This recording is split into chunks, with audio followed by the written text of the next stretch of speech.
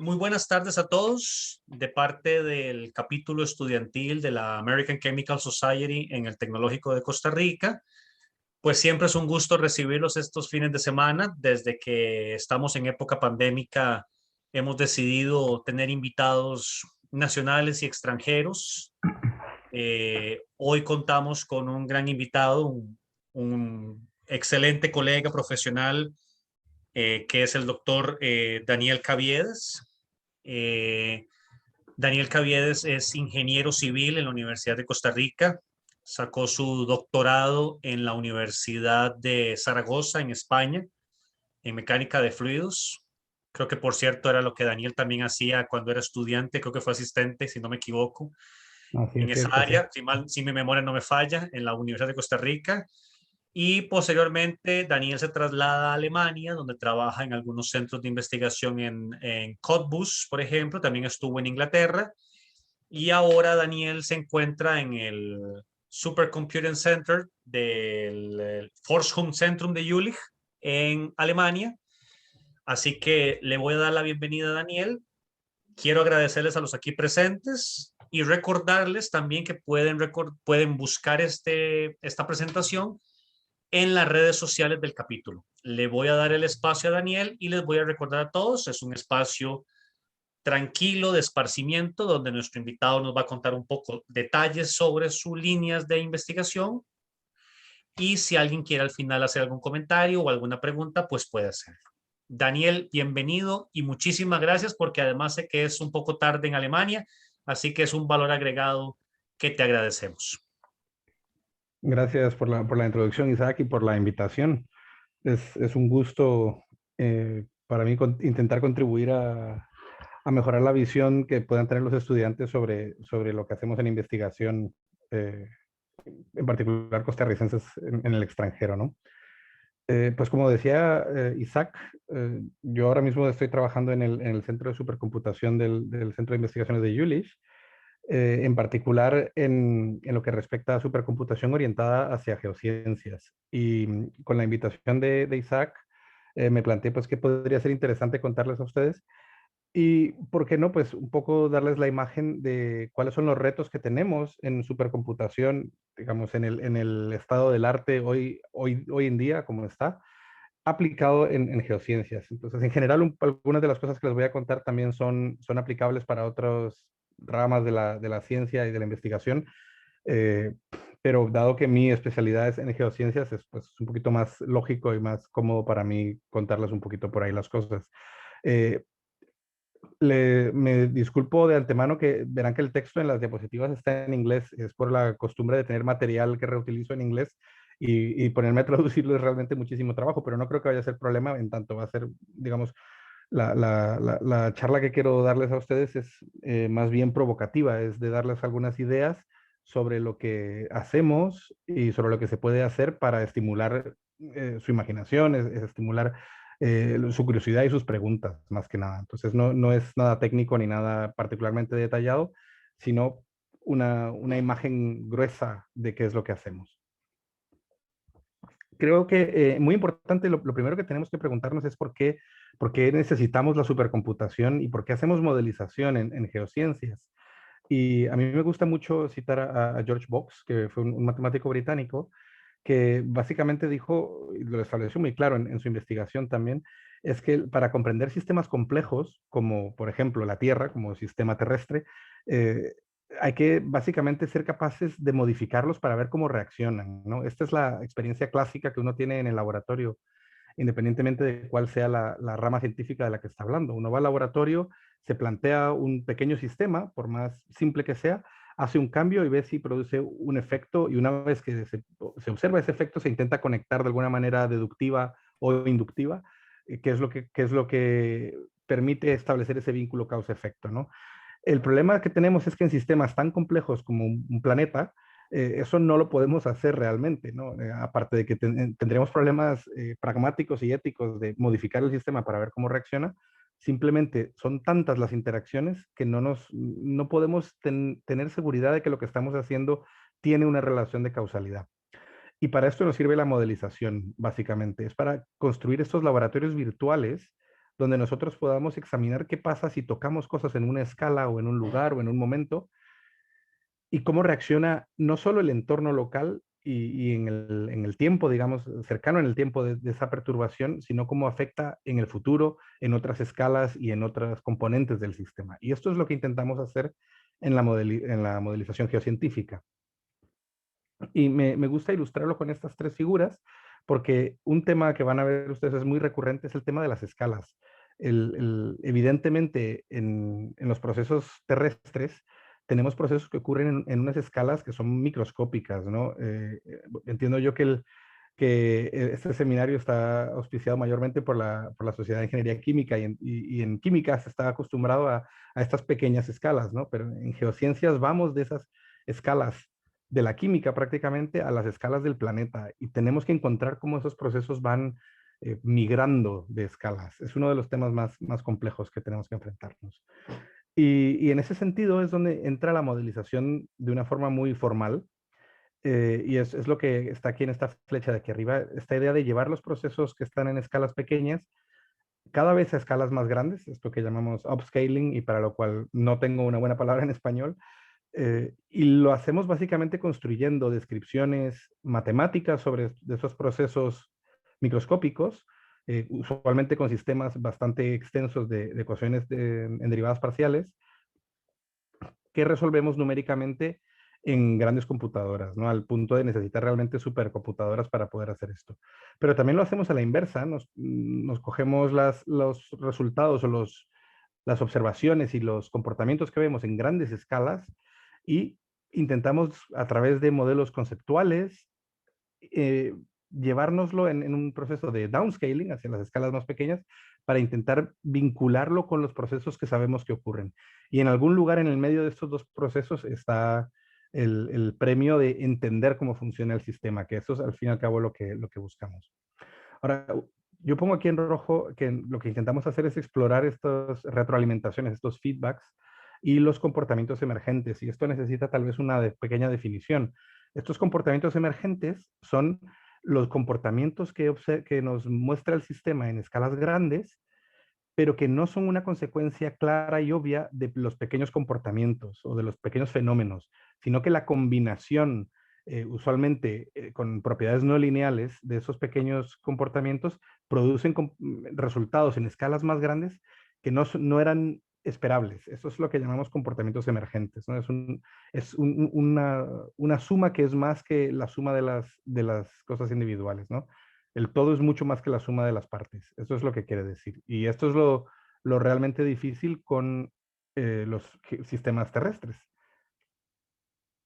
Entonces, para ir aterrizando un poquito, ¿cuáles son los retos que tenemos cuando hablamos de modelización geocientífica? Ya lo mencioné, el primero es los procesos multiescala. Tenemos procesos que ocurren en escalas muy pequeñas, del entorno del metro cuadrado o incluso más pequeño, pero nos interesa resolver problemas que pueden tener escala continental o incluso escala global, como en el caso, por ejemplo, de clima.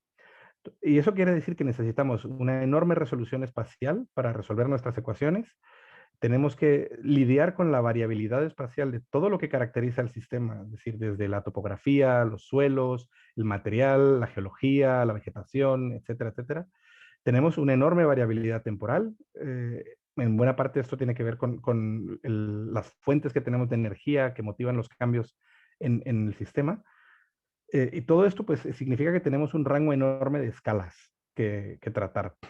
También tenemos el problema de que nuestros modelos han de ser multifísicos, es decir, tenemos que tener modelos y por tanto ecuaciones que nos representen componentes del sistema súper diversos, desde la atmósfera, que básicamente viene a ser mecánica de fluidos y química, al océano, que también es mecánica de fluidos y química, pero puede empezar a tener una componente biológica.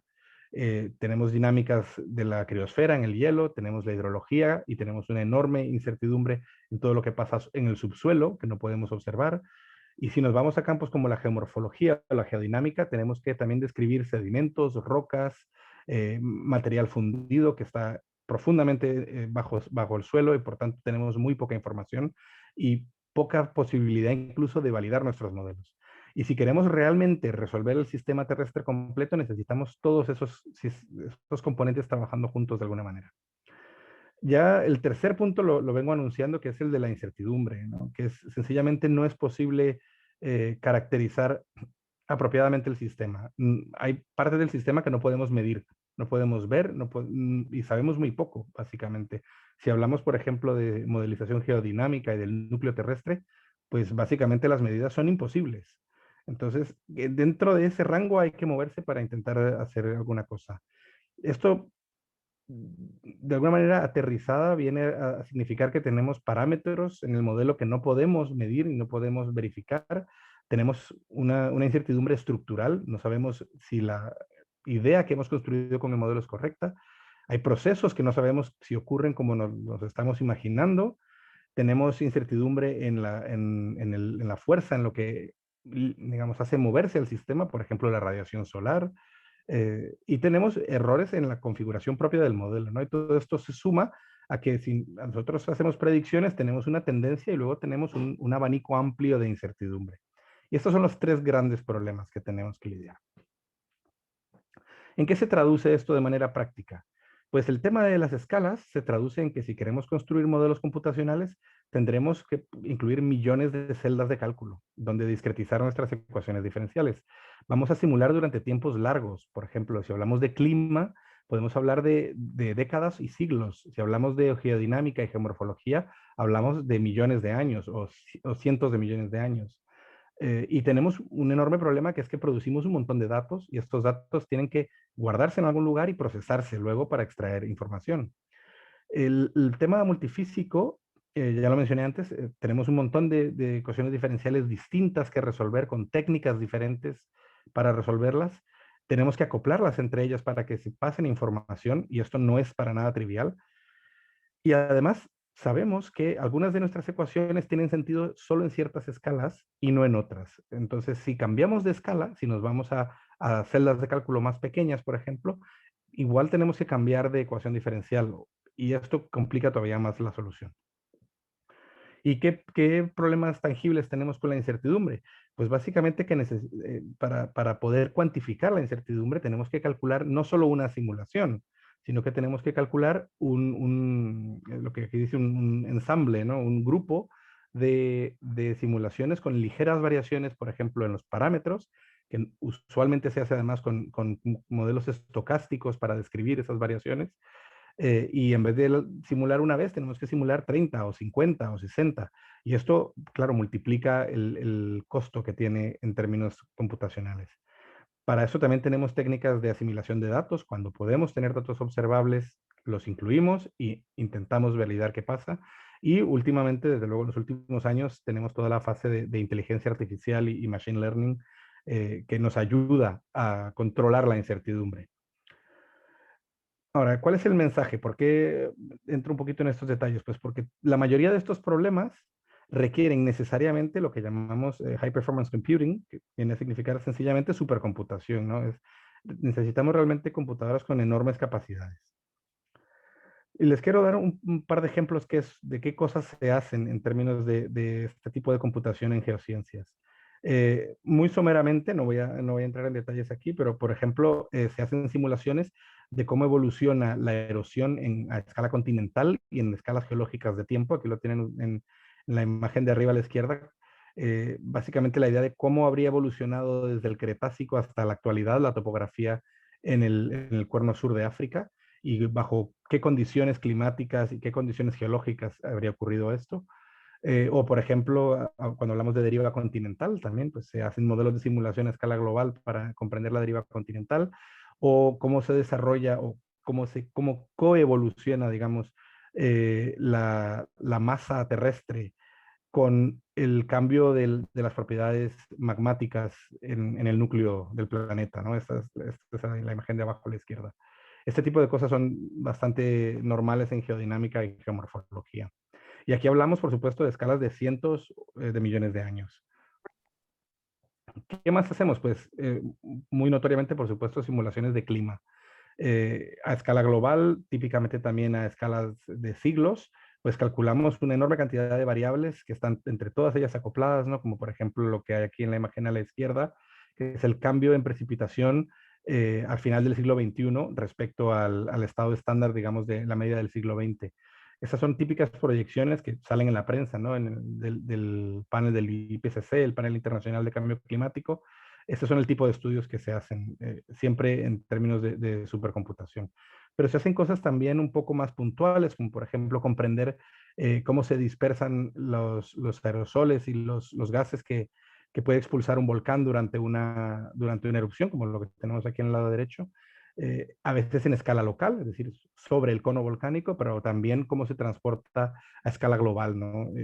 Si recuerdan, hace unos años un volcán en Islandia causó enormes problemas en Europa por la ceniza que volcó, bueno, en Costa Rica recientemente a una escala más pequeña también.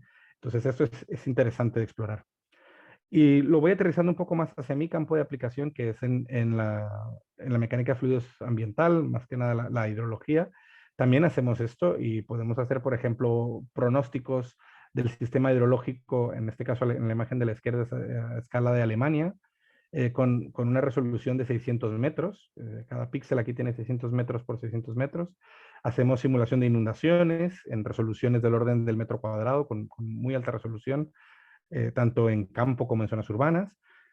Y estamos ahora alcanzando la capacidad de hacer este tipo de simulaciones como la que hay a la derecha, que es simulación hidrológica a escala continental, en este caso, por ejemplo, Centro y Sudamérica, para realmente poder hacer gestión de recurso hídrico integral.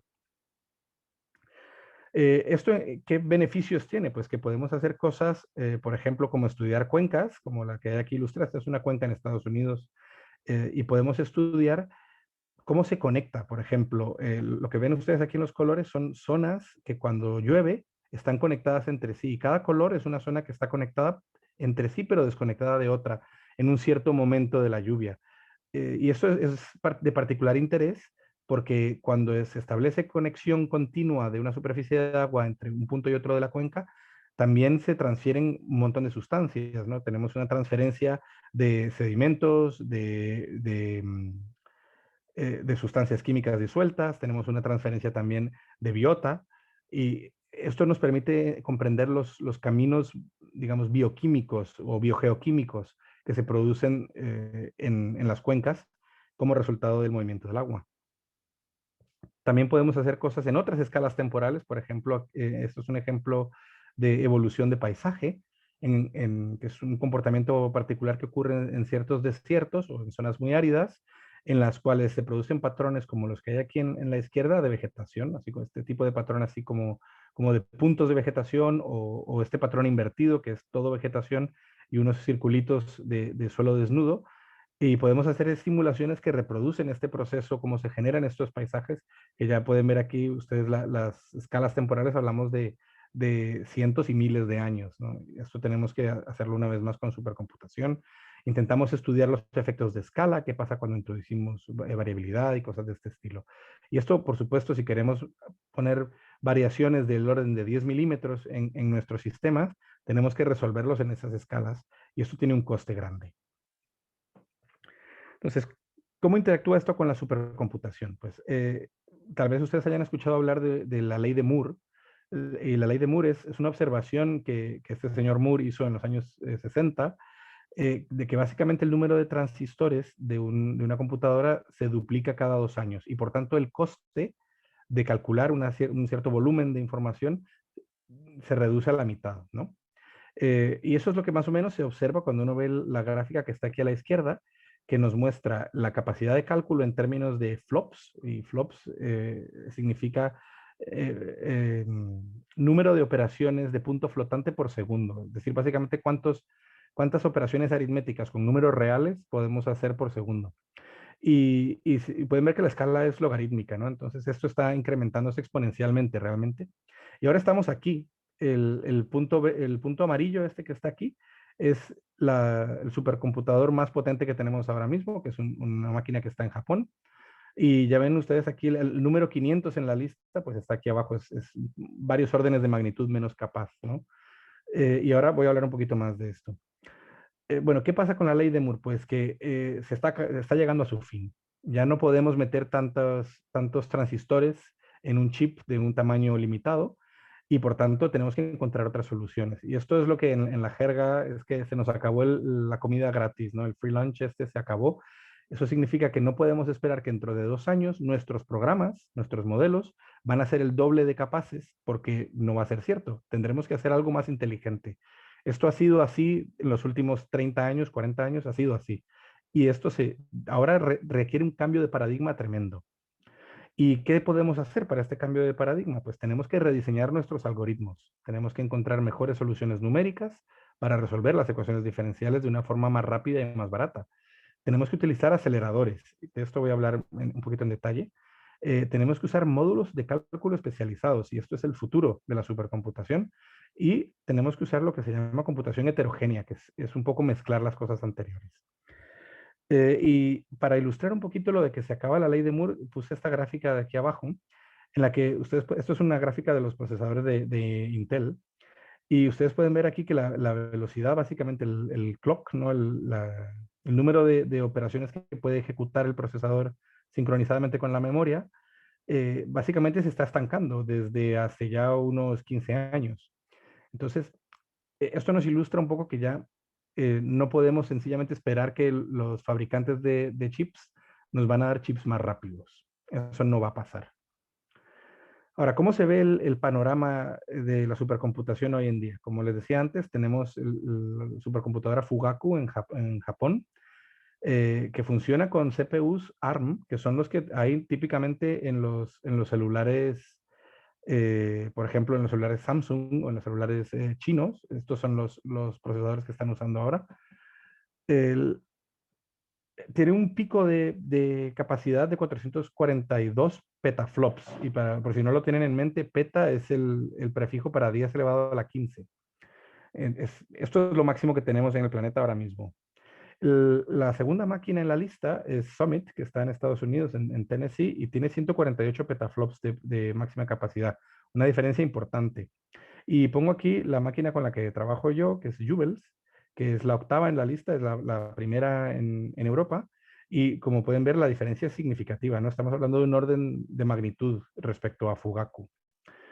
Ahora, hay algo interesante, yo lo puse aquí, les puse que no tienen GPUs Fugaku. GPU, para los que no lo sepan, son las tarjetas gráficas. Y es que usamos las tarjetas gráficas para calcular hoy en día. Pueden ver que Summit, por ejemplo, sí que tiene tarjetas gráficas, y aquí nosotros también tenemos una serie de tarjetas gráficas. ¿Y esto por qué es interesante? Pues porque el futuro de la supercomputación hoy en día se visualiza pensando en que vamos a construir máquinas que no van a tener solo CPUs o GPUs, sino que quizás van a tener más cosas. Por ejemplo, pueden tener un clúster de CPUs, un booster de GPUs, pero luego podemos tener una máquina especializada o un módulo especializado para hacer cosas de data analytics o de inteligencia artificial que requieren o se benefician, digamos, de un hardware más específico. Podríamos tener módulos de computación cuántica, esto todavía está en desarrollo, pero será una realidad tal vez de aquí a 10 años, o módulos neuromórficos, que son módulos que intentan reproducir el tipo de conexiones que se producen en las redes neuronales del cerebro humano. Y esto, por supuesto, también está conectado a un sistema de almacenamiento que tiene que ser capaz de pasar la información entre todos estos módulos. Esto es el futuro, esto es lo que nos espera en los próximos 3 a 4 años prácticamente, la arquitectura esta modular. Y el hardware, como les decía, está cambiando mucho, ¿no? Antes, hace unos años, teníamos solo procesadores de Intel y de AMD y de IBM. Ahora han entrado los procesadores ARM también a jugar. Esto no es mayor problema, digamos, esto es una competición entre fabricantes. Pero también ahora utilizamos las tarjetas gráficas para calcular. Y estas tarjetas gráficas nos dan muchísima más potencia de cálculo por procesador, digamos. Tienen muchos más procesadores, estas tarjetas gráficas, que los núcleos de procesado que tienen las CPUs, y son energéticamente mucho más eficientes, pero requieren que escribamos los programas en otros lenguajes de programación. Es decir, si aquí normalmente escribimos en C, en Fortran, en C++, aquí tenemos que pasarnos a lenguajes que son especializados para las tarjetas gráficas, CUDA, HIP, etcétera, o OpenACC, hay una variedad de lenguajes. Y esto pues parece trivial, pero cuando tenemos modelos que llevan escritos 30 años y funcionan, reescribirlos, cuando hablamos de cientos de miles de líneas de código, no es un esfuerzo despreciable. Entonces, pasar de usar CPUs a usar GPUs es uno de los problemas más severos que tenemos ahora mismo. Y lo que nos espera en los próximos años es una nueva generación de aceleradores. Esto es lo que llamamos aceleradores, las GPUs, pero luego también esperamos una nueva generación de aceleradores que se están fabricando tanto en Asia como en Estados Unidos como en Europa, para los cuales vamos a tener otra vez el mismo problema de cómo volver a traducir nuestros códigos y nuestros modelos. ¿Y qué es lo que se nos viene encima? Para que ustedes se hagan una idea. Pues este año está planeado que se desplieguen dos supercomputadores en Estados Unidos, Aurora y Frontier, que van a llegar al exaflop, es decir, un orden de magnitud, o sea, 3 órdenes de magnitud realmente más grandes, más capaces que los que tenemos ahora. Hablamos de 10 a la 18 operaciones por segundo. En 2023 el Capitán llegará a los 2 exaflops. En Europa tenemos entrando en línea este año Lumi, que funcionará con medio exaflop, y de aquí a 2023 la primera máquina de exaescala con un exaflop en Europa entrará a funcionar. Entonces, esto es una realidad que se nos viene encima, pero estas máquinas, como ustedes pueden ver, ya tienen una mezcla de hardware. Hay algunas, por ejemplo, como Aurora va a trabajar con tarjetas gráficas de Intel, mientras que Frontier con tarjetas gráficas de AMD, igual que el Capitán, igual que Lumi. Pero voy a volver un momento al anterior. Hasta ahora lo que trabajamos con tarjetas gráficas son siempre de NVIDIA. Y esto, aunque una vez más parezca algo trivial, esto implica un cambio de lenguaje de programación. Y el esfuerzo que llevamos haciendo por trabajar con tarjetas gráficas NVIDIA, ahora lo tendremos que volver a repetir para trabajar con AMD. Esto es un problema enorme por el esfuerzo que requiere la adaptación. Entonces, esto nos introduce unos paradigmas nuevos interesantes, y es esta idea de performance portability y de future proofing, que viene a significar básicamente que queremos ser capaces de que nuestros modelos tengan la misma capacidad de cálculo independientemente de la arquitectura y del hardware que estemos usando. Pero es que además tenemos que diseñarlos de una forma que dentro de 10 años nuestro software siga siendo funcional en las supercomputadoras de dentro de 10 años que no sabemos todavía cómo van a ser. Esto es, por supuesto, muy difícil, ¿no? Hay que adivinar el futuro. Eh, este es el esfuerzo grande que estamos haciendo ahora, conseguir estas dos cosas simultáneamente. Hay que pensar que el software, los modelos, ¿no? El software tiene una vida útil muchísimo más larga que la del hardware. Les decía, por ejemplo, yo antes que los modelos de clima que se utilizan de manera operacional para hacer tanto predicción del tiempo, digamos, de los próximos 6 días o 7 días, como para hacer predicciones de cambio climático a escala de siglos, software que se viene desarrollando desde hace 30 o 40 años. El hardware que se usaba hace 40 años está más que podrido, ¿no? Es decir, esto es así, los superordenadores estos, pues duran 2 años y luego los tiramos a la basura, básicamente, y ponemos nuevos. ¿Qué más cosas hacemos? Por poner algunos ejemplos, y aquí no se me asusten con las ecuaciones diferenciales. Solo quería notar una cosa aquí, que es esta parte de abajo a la derecha, que es que nuestras soluciones de ecuaciones diferenciales son discretas y siempre las hacemos con un paso temporal. Y ese paso temporal es finito. No puede ser el que se nos antoje a nosotros, sino que tiene que tener un tamaño particular, tan grande como sea posible, pero lo suficientemente pequeño para garantizar la estabilidad de la solución. Y cuando diseñamos estos algoritmos, como este que está aquí arriba a la derecha, que no importa lo que significa, es un algoritmo de solución, cuando los diseñamos inteligentemente, esta restricción del paso de tiempo se relaja mucho y nos permite hacer pasos de tiempo más grandes. Y eso significa menos pasos de cálculo y por tanto soluciones más baratas. Este es un ejemplo de soluciones algorítmicas que hemos de implementar. Aunque sabemos resolver ecuaciones diferenciales hace 60 años de forma computacional, hacerlo realmente de manera eficiente requiere volver a la matemática, volver a entender cómo funciona la ecuación diferencial y desarrollar métodos de solución más apropiados. Otro ejemplo, por ejemplo, es utilizar las mallas adaptativas. En vez de discretizar nuestro problema con una resolución uniforme, lo resolvemos con una resolución que varía con la solución. Este es un ejemplo, por ejemplo, si nos imaginamos la dispersión de un contaminante, nos interesa resolver bien la zona donde se producen los gradientes, ¿no? Porque sabemos que la dispersión va a ser proporcional al gradiente. Entonces, siempre que tenemos un gradiente intenso, pues refinamos. Y esto, el concepto es muy simple, pero su implementación matemática y computacional es muy sofisticada. Y esto tampoco es, aunque existe, digamos, no es muy usual verlo en modelos operativos. Tenemos que comprender cómo escalan nuestros modelos y esto tal vez requiere un poquito de explicación. Esto es un ejemplo, lo que están viendo aquí, por ejemplo, en el lado derecho, o en el lado izquierdo igual es más fácil de entender. Cuando nosotros trabajamos con supercomputadoras, siempre hacemos un estudio de cómo disminuye el tiempo de cálculo, esto es el runtime, lo que hay en el eje vertical, respecto a cómo incrementamos el número de procesadores. Y entonces aquí es muy claro, ¿no? Que, por ejemplo, en la línea negra, cuando tenemos un solo procesador, resolver un problema dado nos cuesta 52.000 segundos, pero cuando le hemos metido 516 procesadores, nos cuesta 85 segundos. Este es el principio de la paralelización en la supercomputación. Lo que pasa es que esto tiene un límite. Si seguimos incrementando, incrementando, incrementando, y aquí la curva nos lo muestra claramente, ¿no? Tenemos una asíntota. Y este problema no lo podemos resolver más rápido, sencillamente incrementando más procesadores. Y como les decía antes, no va a ser más rápido porque los procesadores tampoco van a ser más rápidos.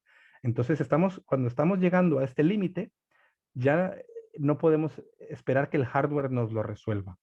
Aquí tenemos otro ejemplo. Esto es interesante porque es el mismo ejemplo que el anterior, pero con GPUs. Y miren ustedes aquí las escalas. Aquí, por ejemplo, hablábamos de 52.000 segundos, mientras que aquí cuando hablamos de GPUs, tenemos un orden de magnitud menos. Y por esto es que las GPUs son tan interesantes, porque con una sola GPU tenemos una enorme capacidad de cálculo. Y en cuanto metemos más GPUs, esto disminuye muy rápidamente. A la vez, las GPUs son energéticamente más eficientes, que cuando hablamos de supercomputación empieza a ser un problema, tanto el coste de la electricidad como la cantidad de calor que se emite. ¿Y qué hacemos con estas cosas? Pues aquí es para poner un ejemplo muy tangible. Este es un problemita muy común que se utiliza cuando se quieren validar modelos para simulación de inundaciones. Es un caso que se hizo en laboratorio hace unos años ya. Y lo podemos calcular, por ejemplo, utilizando GPUs muy baratas, bueno, relativamente baratas, del orden de 500 euros, que son del estilo que uno se podría comprar para jugar a videojuegos, ¿no? Y también las resolvemos en hardware de supercomputación con GPUs de tipo científico, que son realmente muy caras, ¿no? Pero nos permiten este tipo de salto en resolución de 320.000 celdas para representar este problema al orden de 20 millones de celdas. Y esto es muy bonito porque nos permite resolver, esta es una solución con 20 millones de celdas, nos permite resolver estas estructuras de flujo con muchísimo detalle, un detalle que era imposible pensar hace 3 o 4 años, por ejemplo. Pero como les decía, no solo tenemos el hardware, tenemos los algoritmos. Este es el mismo problema resuelto sin GPUs, solo con CPUs tradicionales, pero con mallas adaptativas, alcanzando la misma resolución. Pero aquí ustedes pueden ver que en algunos lugares, por ejemplo, dentro de lo que parece una zona urbana, la resolución es muy, muy alta. Aquí hay un acercamiento en el lado derecho, pero que en el resto de zonas, pues la malla de cálculo es mucho más gruesa. Y esto nos permite ahorrar muchísimos ciclos de cálculo, muchísimos. Para cuantificarlo un poquito, para que se hagan la idea que hay mucha información, pero lo interesante es esto, es que si hacemos este tipo de mallas adaptativas, podemos reducir entre un 93 y un 95% el coste del cálculo. Esto es muy significativo. Pero como les decía antes, esto no es trivial. Poner estas cosas a funcionar no es realmente nada trivial. Para resumir un poco e intentar volver a poner las ideas en orden, eh, lo que quería recalcar los puntos así como más relevantes, ¿no?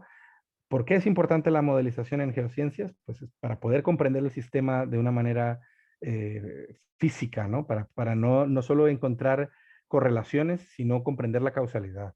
Queremos entender los procesos individualmente, cada uno de los procesos que ocurren. Y queremos entender los fenómenos emergentes que ocurren en esos procesos, cómo se combinan para producir resultados más grandes, ¿no? Por ejemplo, cómo se combinan, yo qué sé, efectos como la evapotranspiración de las plantas con los gradientes de presión en la atmósfera para producir células convectivas que luego producen precipitación, ¿no? Eso es un fenómeno emergente. Y queremos también hacer reanálisis. Es un tema que no he tocado, pero es muy importante. Por ejemplo, en lo que es simulación de clima, tenemos observaciones, desde luego, del clima. Tenemos medidas de velocidad del viento, de temperatura, de presión, pero no las tenemos en todos los puntos posibles del planeta.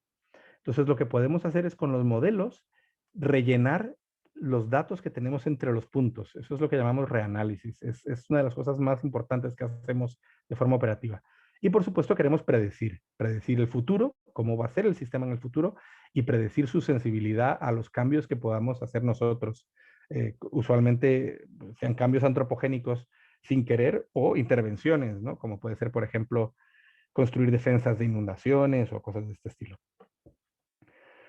Muy importante para los retos que tenemos en supercomputación es que el panorama dentro de la supercomputación está cambiando muy, muy drásticamente y muy, muy rápidamente. Se acabó esperar que el hardware nos resuelva los problemas. Las soluciones interdisciplinares son inescapables, es decir, tenemos que hablarnos los científicos, los geocientíficos, con los ingenieros de software, con los científicos computacionales, con los matemáticos, porque las soluciones tienen muchas patas. No podemos esperar que lo vayamos a resolver una vez más solo con que vamos a tener mejores librerías o con que vamos a tener mejores procesadores. Esto no va a ser así. Y hay un concepto que utilizamos nosotros que es la separación de problemas. Es justamente esa idea, ¿no? De que el científico se ocupa de la ciencia, el ingeniero de software se ocupa del software, el matemático de los algoritmos. Esto no se puede hacer realmente. Se puede hacer en cierta medida y lo intentamos hacer para que sea fácil para todos nosotros hacer nuestro trabajo, pero al final la interacción es súper intensa y cada vez es más intensa para poder alcanzar los objetivos. ¿Qué más retos tenemos? Pues tenemos que lograr sostenibilidad en el desarrollo de los modelos. Y esto nos lleva al concepto del performance portability y del future proofing, ¿no? Los conceptos que decía antes, para los cuales no hay buena traducción, pero los repito, ¿no? Es poder garantizar que nuestro software sea igual de capaz, igual de potente, independientemente de la arquitectura, y que vaya a funcionar igualmente bien en las arquitecturas del futuro. Este es el reto más grande que tenemos ahora. Y digamos, en paralelo con esto, tenemos que desarrollar algoritmos más eficientes, más capaces. Y esto es un campo de investigación bastante grande hoy en día también. Y a la vez tenemos que mejorar nuestra descripción de los procesos, es decir, mejorar nuestras ecuaciones diferenciales para describir mejor los procesos que estamos observando y también representar mejor las retroalimentaciones y los acoplamientos entre procesos que pueden ser a veces de distinta naturaleza. Y como último punto que es súper importante, de esto se habla muy, muy poco, es que hemos de entrenar a los geocientíficos, y donde digo geocientíficos, digo cualquier tipo de científico también, en cualquier campo, en cómo utilizar la supercomputación, porque es realmente una de las herramientas más potentes que tenemos para entender procesos y para entender interacciones entre procesos. Y con esto termino y les dejo esa idea en la cabeza de que aprender supercomputación puede parecer meterse un poco en un mundo oscuro, ¿no? De tecnicismos, pero realmente es una puerta, es un método, es una herramienta para poder realmente hacer investigación que de otra forma básicamente sería imposible, ¿no? Por poner ejemplos que escapan a las geociencias, cuando hablamos, por ejemplo, de síntesis de proteínas, o tenemos, por ejemplo, The Human Brain Project, que es un proyecto enorme que intenta describir a escala de micras la estructura completa del cerebro. Solo se puede lograr con supercomputación. Cuando hablamos de física cuántica, existen ya prototipos de computadores cuánticos, pero realmente su funcionamiento lo entendemos simulándolos dentro de supercomputadores tradicionales, etcétera, etcétera. Como decía, pues con esto termino y me encantará pues escuchar sus preguntas y las opiniones que tengan y entrar en una discusión lo más animada posible.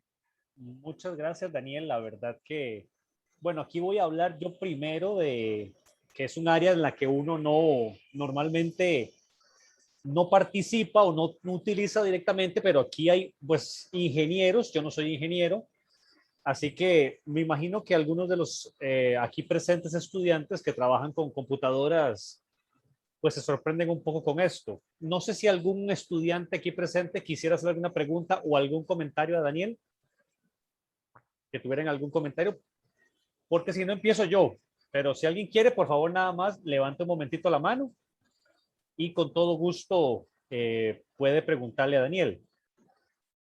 Porque si no, yo la primera cuestión, y no sé si alguno de los estudiantes aquí presentes me corrige, pero estamos tan acostumbrados a veces a escuchar lo del hardware y el software, Daniel, y entonces en esa última gráfica que pones de que aumentar la cantidad de CPUs no necesariamente mejora la cantidad de operaciones por segundo. Entonces me llega esa frase que dice, no necesariamente por tener a más gente haciendo algo, significa que el trabajo se va a hacer más rápido. Es decir, al final de cuentas, ese es el gran problema que están ustedes enfrentando. Sí, en realidad, bueno, se utiliza mucho esa analogía, ¿no? De que si tenemos que construir una pared y hay que poner ladrillos, en cierta medida podemos paralelizar el trabajo, ¿no? Si yo voy yo solito a poner hileras de ladrillos, pues tengo que poner uno detrás del otro y luego el que sigue. Si lo hacemos entre dos, pues podemos tal vez disminuir el trabajo a la mitad. Pero si lo hacemos entre 400, habrá 350 que no pueden hacer nada porque hay que esperar a que se termine la hilera, ¿no? Este es el mismo problema. Nosotros tenemos, digamos, nuestros ladrillos son las celdas de cálculo de nuestras mallas, ¿no? O el número de partículas. A veces, yo he hablado mayormente de modelos que llamamos eulerianos, que viene a significar que cogemos el espacio y lo partimos en cuadritos o en triangulitos y resolvemos las ecuaciones allí. Pero también hay modelos que lo que hacen es resolver las ecuaciones siguiendo la trayectoria de partículas. Estos son modelos lagrangianos. Y en ese caso es el número de partículas, ¿no? Si hablamos, por ejemplo, de modelos astrofísicos, típicamente son modelos de partículas. Y si ponemos muchas celdas o muchas partículas, siempre podemos paralelizar mucho. Porque si tenemos, por ejemplo, digamos 10 millones de partículas y tenemos 10.000 CPUs, pues es cuestión de dividir, ¿no? Y sabemos que tenemos un cierto número de operaciones o de elementos por CPU. Pero llega el momento en que eso ya no funciona y hay un montón de razones técnicas por las cuales no funciona.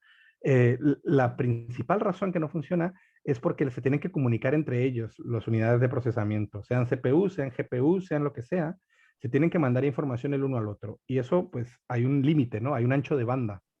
Y cuando hablamos de tantos datos a la vez pasando, hablamos aquí, por ejemplo, hablamos de que cada nodo de cálculo en una de estas supercomputadoras puede tener del orden de 96 gigabytes de memoria, que hay que pasarle de una CPU a la otra.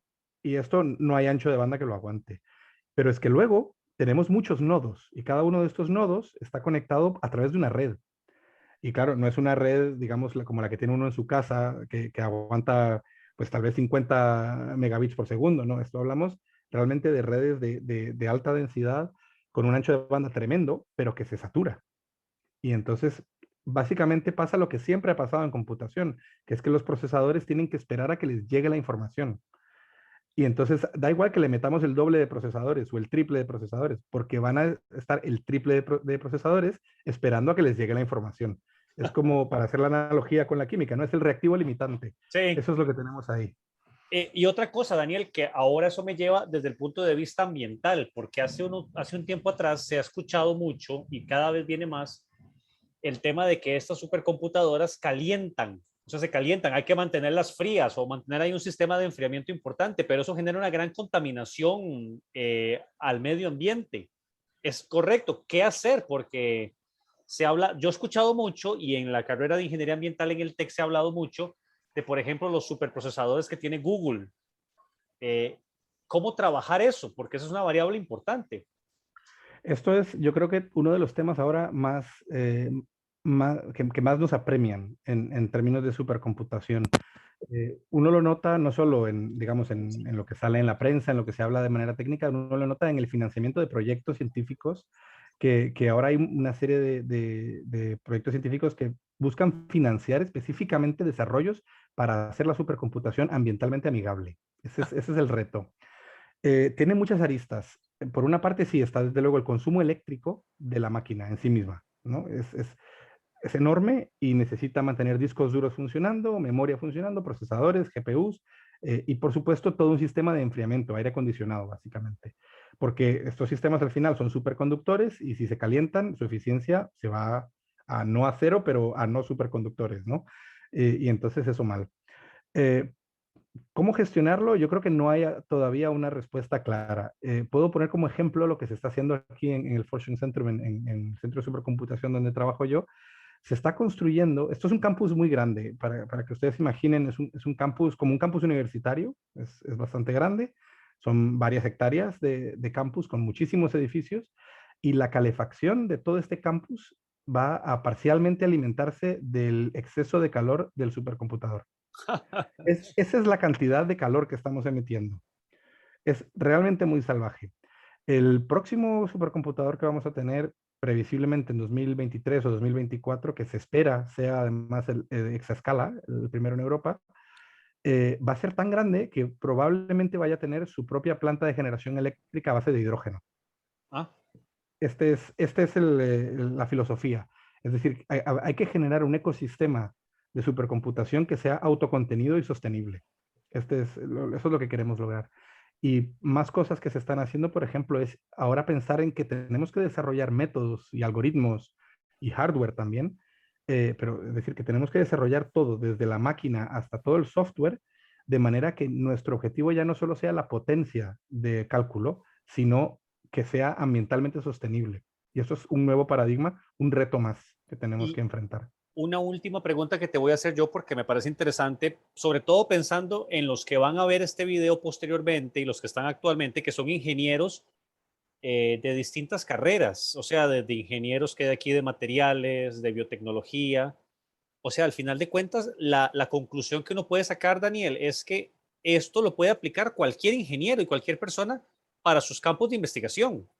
Es completamente Así es, multidisciplinar. así es.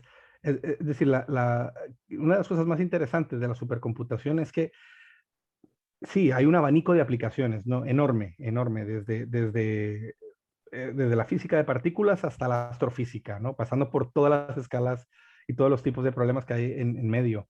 Y por supuesto con un enorme campo del cual yo solo lo he nombrado, que es el de la inteligencia artificial y machine learning y deep learning y todos estos aspectos que también van muy atados a la supercomputación. Pero desde luego es algo que tiene relevancia en nuestro día a día. Y cuando pensamos, por ejemplo, en cosas que son los retos de supercomputación que tenemos, como la computación heterogénea, es decir, utilizar hardware diferente simultáneamente en la misma máquina, eso en general lo tenemos todos en nuestros portátiles, ¿no? Tenemos CPUs y GPUs. Y si podemos utilizarlo para resolver nuestros problemas, sea, por ejemplo, sencillamente hacer procesos más eficientes para hacer cosas en nuestra máquina o para realmente utilizar modelos, es el mismo problema en una escala más pequeña. Y ahora, por ejemplo, con cosas como el concepto de cloud computing, aunque uno puede comprar tiempo de cálculo en una nube de cálculo, por ejemplo, las nubes de cálculo de Amazon o de Google, eso significa que empresas, incluso relativamente pequeñas, que necesiten hacer simulaciones de lo que sea que necesiten hacer, por ejemplo, de inundaciones o de cómo, por ejemplo, si hablamos de industria química, hay que demostrar, por ejemplo, que los gases que salen de las chimeneas no van a irse directos a la escuela que hay al lado de la industria, ¿no? Sino que se va a propagar de una manera razonable las emisiones. Esto se hace con simulación también. Y esto hacerlo en tu propia máquina, pues puede ser un poco difícil porque no tienes los recursos, pero hacerlo en una nube de supercomputación es relativamente sencillo porque la máquina está preparada, solo hay que saber utilizar el modelo, ponerlo ahí y ponerlo a funcionar. Entonces, está al alcance, relativamente está al alcance de todos y es la puerta de entrada si uno lo quiere hacer realmente de una manera más avanzada, ¿no? Daniel, muchísimas gracias. No sé si alguien más quisiera hacer alguna opinión, algún comentario. Nicolás, por favor. Buenas tardes, ¿se me escucha? Buenas tardes. Sí, se le escucha. Yo quería hacer una pregunta bastante rápida, la verdad. Em, Quería preguntar si todo este mundo de las supercomputadoras está, como que tanto se está viendo afectado por la situación que de ahorita con las partes de las computadoras, la escasez, la subida de los precios, especialmente en las tarjetas de video, ¿verdad? ¿Todo ese mundo se ve afectado por esta situación o ya es algo como que está a una escala tan grande que pues no le afecta directamente? Es una pregunta bastante curiosa. Yo creo que depende mucho, por una parte, de cuál sea el estadio de desarrollo de un proyecto de construcción de una máquina, por ejemplo. Eh, por poner un ejemplo, en Finlandia ahora se está construyendo, terminando de poner en línea Lumi y ha tenido ligeros retrasos, pero mayormente porque pues, la gente no ha podido ir a trabajar, porque por el coronavirus, y por los cierres y todo esto. Pero en Estados Unidos, Aurora, que tendría que estar ya a principios de este año funcionando, y con la situación del coronavirus no tenían los componentes. Y esto es exactamente lo que usted está diciendo, ¿no? Que hay una escasez de componentes, producto de los cierres del coronavirus, producto de digamos, del cierre en las comunicaciones, pero también en buena parte, diría yo, producto de la excesiva dependencia que hay a nivel mundial, ¿no? La adicción a los componentes asiáticos. Y este es un tema estratégico que tanto en Estados Unidos y en Europa se está hablando, ¿no? Que no es posible que toda esta infraestructura, que a veces pues, es solo científica, ¿no? Pero en muchos casos también es infraestructura estratégica o de incluso de cuestión de defensa y de seguridad, depende exclusivamente de componentes que se producen en Asia y que por A o por B, pues si se corta si se cierra el grifo, pues no llegan, ¿no? Entonces sí que hay Ujú. una afectación, pero como no se construyen tantos supercomputadores, al final es una cuestión de planificación y yo creo que salvo Aurora, no ha habido enormes afectaciones, pero sin duda la afectación de Aurora lleva casi un año de retraso, o sea que es severa. Ujú. Y que probablemente habrán más, pues si continúa la situación así, ¿verdad? En el futuro. Yo creo que con eso ya los diseños que se están haciendo para las máquinas que vienen ya están contando con que, pues, o se hacen los pedidos con mucha antelación o va a haber retrasos, sí, de por lo menos algunos meses. Sí. Listo, listo, muchas gracias. Tenemos también a Fabián Cordero. Fabián, adelante. Sí, bueno, pues quería agradecerle por la charla. Siento que he aprendido mucho y muchas gracias. La pregunta era, cuando mostraba la foto de Sudamérica, habló de gestión hidrográfica integral. ¿A qué se refiere con eso? Pues, a ver, esto es sí, tal vez es un término que requiere definir. Digamos, la forma tradicional de hacer gestión de recursos hídricos se basa mayormente en medidas, ¿no? En monitorizar cuencas, en monitorizar ríos y más o menos comprender su funcionamiento a partir de la inferencia, de hacer muchísimas medidas durante muchísimo tiempo e inferir. ¿Qué problema tiene esto? Pues tiene el problema de que solo sabemos lo que hemos medido. Ese es el problema número uno. Y lo que hemos medido es, comparativamente con lo que es posible en el sistema, muy poco. Primero porque con suerte llevamos midiendo 100 años, con suerte en los lugares donde más medidas hay. Anterior a eso no tenemos medidas ni de climatología, ni de caudales en ríos, ni de infiltración, ni de agua subterránea, ni de nada. No tenemos ni fotos de cómo eran los lugares, ¿no? Entonces tenemos una ignorancia tremenda del 99,9% de la historia de los sistemas. Solo conocemos los últimos 100 años. Por otra parte, solo conocemos las medidas en algunos puntos del sistema. Típicamente medimos en un río, medimos en unos pozos de agua subterránea, cosas de este estilo, ¿no? Pero no medimos en todos los puntos que hay entre medio. Y por supuesto está el tercer problema, que es que solo hemos medido los eventos que han ocurrido, no hemos medido los eventos que van a ocurrir. Entonces, para hacer gestión de recurso hídrico realmente integral, contemplando todas las componentes del ciclo hidrológico, desde precipitación al almacenamiento de agua en superficie, a la escorrentía superficial, al agua almacenada subsuperficialmente, a la capacidad de acuíferos, y encima de eso, si metemos también la calidad del agua, ¿no? El contenido de oxígeno que tiene, el contenido de nutrientes que tiene, su capacidad de transporte de sedimentos y de biota, etcétera.